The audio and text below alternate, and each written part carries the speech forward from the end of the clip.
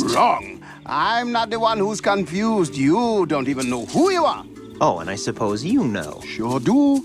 Have you noticed Rafiki's staff glowing mysteriously in The Lion King? This isn't just clever animation. We've uncovered evidence suggesting it might be an ancient artifact with unimaginable powers. Picture that eerie luminescence casting shadows across the Pride Lands. We'll show you scenes where the staff moves on its own, channels mysterious energies, and even seems to control the weather. You'll question everything you thought you knew about The Lion King. Are you ready to uncover the truth about Rafiki's staff? We've got surprising insights that'll make your jaw drop. What if the answer has been right in front of us this whole time? Have you ever noticed something strange about Rafiki's staff in The Lion King? Sometimes it glows with this weird light, but other times it's just a regular old stick. What if there's something more mysterious going on? Let's talk about that scene where Rafiki uses his staff to draw Simba on the tree. The staff starts glowing with this eerie light, like an ancient beacon of hidden power, and suddenly the drawing of Simba comes alive right there on the tree. It's like magic happening right before our eyes. But in other scenes, the staff doesn't glow at all. So what's going on here? Why does it only light up sometimes? What if the staff is actually alive? Think about it for a second. What if it's choosing when to glow based on how important the moment is? Like it knows what's gonna happen in the future or something. Moreover, in some scenes, the staff seems to move on its own, like it has a mind of its own. Remember that time when Rafiki is talking to Mufasa's ghost and the staff starts shaking all by itself? What if it's not just the wind, but the staff trying to tell Rafiki something important? But the biggest question is, why does the staff glow when Rafiki draws Simba?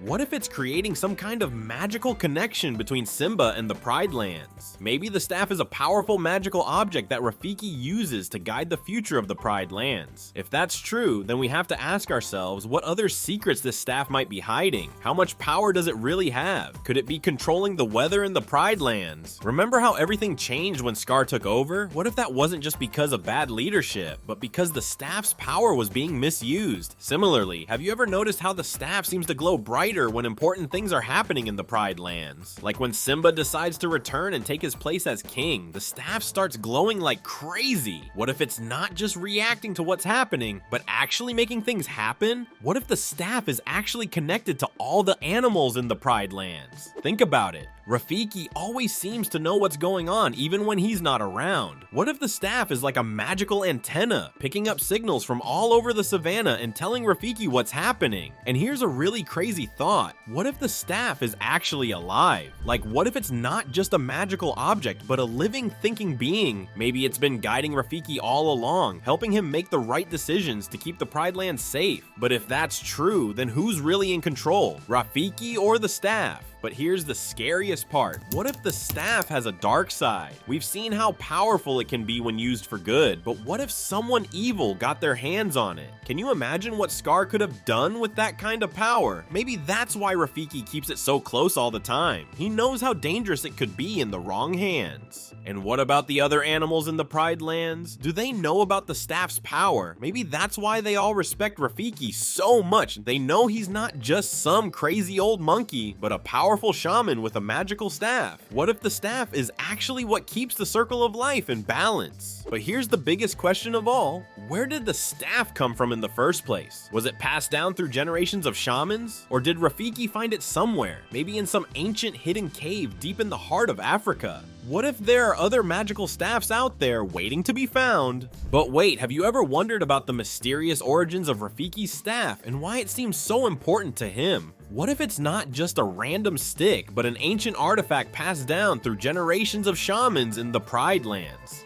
Think about it for a second. In many African cultures, shamans use special objects to communicate with spirits and ancestors, and Rafiki's staff could be one of these objects. But it's more than just a magical item. It's a powerful and mysterious connection to the past. Some people say these kinds of staffs can store the wisdom and power of all the shamans who used them before. So what if Rafiki's staff is actually a living link to all the past leaders and wise ones of the Pride Lands? This could explain why Rafiki always seems to know what's going on and what's going to happen next. But if that's true, then how old is this staff really, and how many secrets from the past is it holding? What if it's been around for hundreds or even thousands of years, passing from one shaman to another, collecting all their knowledge and experiences along the way? And here's another wild thought. What if the staff is what gives Rafiki his power and wisdom? Without it, would he just be a regular old monkey? Or is there more to Rafiki than meets the eye? Maybe when we see him swinging his staff around and acting all crazy, he's actually tapping into this ancient power, channeling the spirits of all the shamans who came before him. But if the staff is this powerful, we have to wonder, is Rafiki using the staff, or is the staff using Rafiki? What if it has a mind of its own and it's been guiding Rafiki all along, making him do things he doesn't even understand? And what if the staff is actually alive in some way, like it has its own spirit or consciousness trapped inside it? And here's where things get even crazier. What if the staff isn't just connected to the past, but also to the future? What if it can see things that are going to happen, and it's trying to guide Rafiki and the other animals to make the right choices? But if that's true, then how much free will do the animals of the Pride Lands really have? What about Simba and all the other lions? Are they aware of the staff's power, or do they just think Rafiki is a wise old monkey who knows a lot of stuff? How would they react if they found out the truth about the staff and its abilities? And what would happen if someone else got their hands on the staff, like Scar or one of the hyenas? What kind of chaos could they cause with all that ancient power? And what if there are other magical staffs out there in the world? What if Rafiki's staff is just one of many, and there's a whole secret society of shamans who use these staffs to control the fate of different animal kingdoms? But if that's true, then why haven't we seen any other animals with staffs like Rafiki's in the Lion King movies or shows? And here's one last wild thought to leave you with. What if the staff isn't just connected to the animal world, but to the human world too? What if it's trying to communicate with us through the movies and shows, telling us some secret message that we haven't figured out yet? Okay, but what if Rafiki's staff isn't just for talking to spirits and drawing magic pictures? What if it can actually control the weather in the Pride Lands? Think about it for a second. Remember how everything changed when Scar took over? The whole land seemed to die and wither away. But what if that wasn't just because Scar was a bad leader? What if it was because the staff's power was being misused or not used at all? And here's where it gets really crazy, because in some scenes we see the weather changing really fast, like when Simba comes back and suddenly there's rain after a long drought. It's like the staff has some kind of connection to the very essence of the Pride Lands, controlling the balance between life and death. But wait, if the staff can control the weather, then that means it has power over life and death in the Pride Lands, because without rain, nothing can survive. So maybe when we see Rafiki waving his staff around, he's actually performing some kind of weather magic. Maybe he's calling the clouds or commanding the wind to bring rain to the parched earth. And here's another wild thought. What if the staff is connected to the circle of life itself, controlling the balance between life and death in the Pride Lands? This could explain why Rafiki is so important. He's not just a wise old monkey, but actually the keeper of the land's life force, the one who makes sure everything stays in balance. But if that's true, then we have to ask ourselves, what would happen if someone evil like Scar got hold of the staff?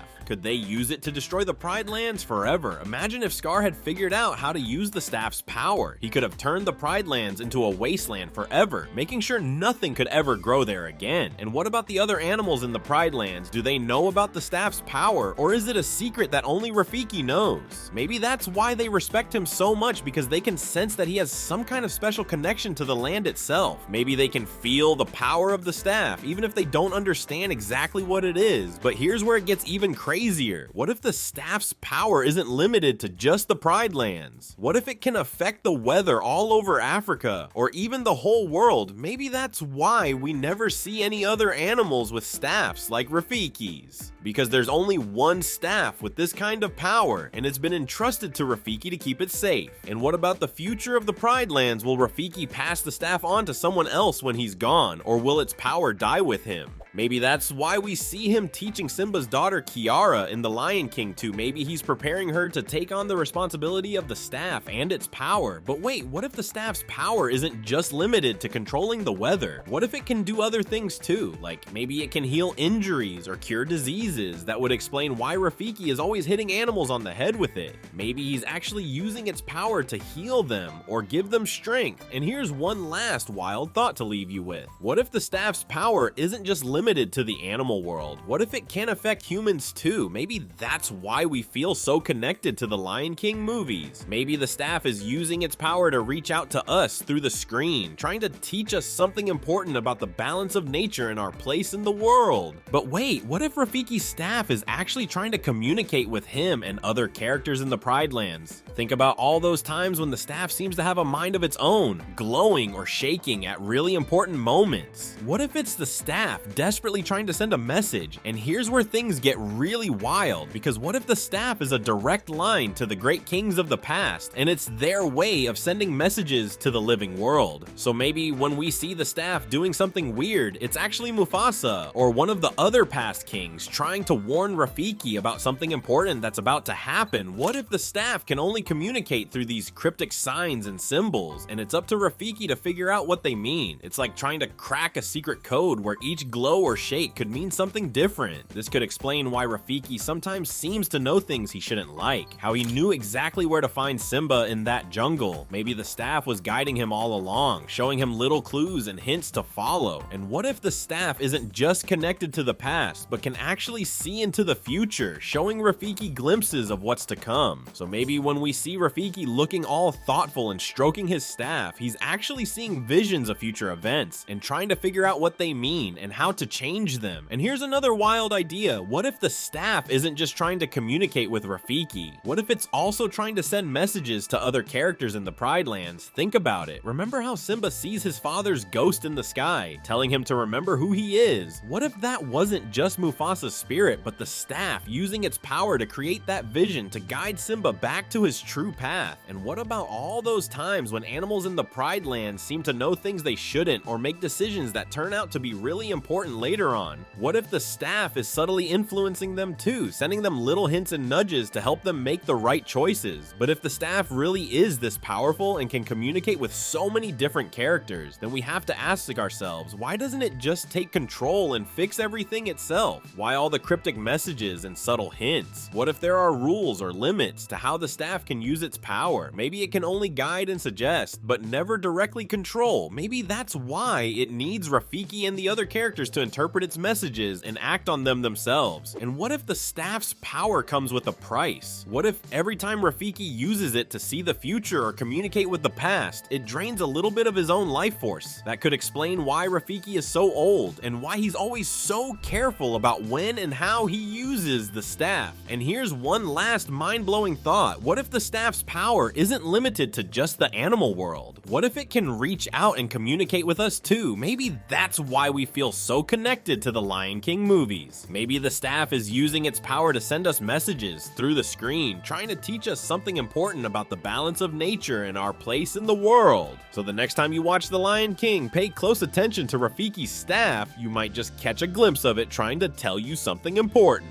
Okay, but what if there's something even darker inside Rafiki's staff? What if it's actually an ancient spirit trapped within the wood, forced to serve whoever wields it? Maybe this spirit isn't as friendly as we thought. What if it has its own agenda that doesn't always align with what's best for the Pride Lands? An ancient whisper emerges from the wood like a long-forgotten curse, hinting at sinister intentions. Imagine this spirit has been trapped for thousands of years, slowly growing more powerful and resentful. What kind of ancient knowledge and abilities could it have gained? How much control does Rafiki really have over it? Maybe that's why he's always so cryptic and strange, acting like he knows more than he's letting on because he's actually struggling to keep the spirit in check. But it gets even creepier. What if the staff is feeding off the life force of the Pride Lands to sustain its power? That could explain why it's so important to maintain the balance of nature. If things get too out of whack, the staff might start draining even more energy, with disastrous consequences for all the animals. Here's another mind-bending thought. What if the staff can possess living creatures? Maybe that's the real reason Rafiki acts so weird sometimes, bouncing around and talking nonsense. What if it's not really him at all, but the spirit taking over his body to interact with the world and further its own goals? So when Rafiki bonks animals on the head, he might be marking them somehow, connecting them to the spirit or planting magical influence in their minds. That could explain why characters often have sudden realizations after Rafiki whacks them. It's the staff's power at work. If all this is true, we have to ask some uncomfortable questions about Rafiki. Is he really the wise old mentor we've always thought, or just a vessel for something darker and more powerful? Maybe he's been fighting against the staff's influence, trying to use its power for good while keeping its true nature hidden. What about all those times Rafiki seemed to know things he shouldn't? What if that wasn't his own wisdom, but the spirit feeding him information? Maybe it can see glimpses of the future or tap into cosmic knowledge, sharing just enough to keep Rafiki dependent on its power. Here's the scary part. What if the spirit has been playing the long game, slowly influencing events in the Pride Lands over generations? Maybe it had a hand in Mufasa's death or Scar's rise to power. What if everything that's happened has been part of some grand plan we can't even begin to understand? And think about this. What if the staff's power isn't limited to just the animal world? What if it can reach out and affect humans too? Maybe that's why we feel so drawn to the Lion King movies. What if the spirit is using its power to send us messages through the screen, trying to influence our world in some subtle way we haven't even realized yet? But what if we've been missing the biggest secret of all? What if there's someone else who's destined to control the staff's power, someone we've known all along but never suspected? Think about it for a second. What if Rafiki isn't the true wielder of the staff at all, but just a temporary guardian keeping it safe until the rightful owner comes along? And here's where things get really wild, because what if the staff is actually meant for the true king of the Pride Lands as the real source of their power and authority? Maybe when Simba becomes king, it's because the staff recognizes him as the true heir. This could explain why Rafiki doesn't hand over the staff right away, why he puts Simba through all those tests and trials. What if the staff itself is testing Simba all along, seeing if he's worthy to wield its incredible power? And that's why it glows so brightly when Rafiki draws him on the tree.